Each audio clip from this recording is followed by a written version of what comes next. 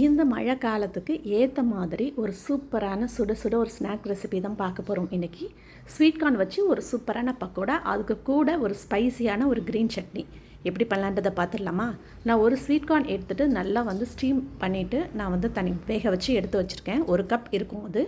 இப்போ இது கூட ஒரே ஒரு வெங்காயம் சின்ன சின்னதாக கட் பண்ணி சேர்த்துக்கோங்க. 2 பச்சை மிளகா, கொஞ்சம் ஒரு சின்ன துண்டு இஞ்சி கட் பண்ணி அதையும் சேர்த்துட்டு, கொஞ்சம் கொத்தமல்லி கருவேப்பிலை சேர்த்துருக்கேன், கட் பண்ணி சேர்த்துக்கோங்க. பிளாக் சால்ட் இருந்தால் சேர்த்துக்கோங்க, இல்லைன்னா பரவாயில்ல.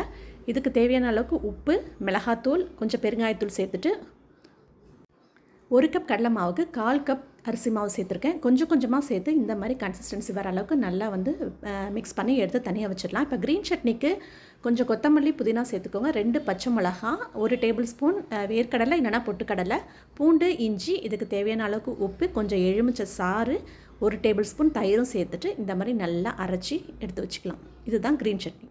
இப்போ நம்ம எண்ணெயில் பக்கோடாவை போட்டு எடுத்துட வேண்டியதான். நம்ம நார்மலாக வெங்காய பக்கோடாலாம் போடுவோம் இல்லையா? ஸோ அந்த மாதிரி இந்த மாதிரி எண்ணெயில் போட்டு எடுத்துடலாம். மீடியம் ஃப்ளேம்லேயே வச்சு குக் பண்ணி எடுத்துக்கோங்க, இல்லைனா கலர் சேஞ்ச் ஆகிடும்.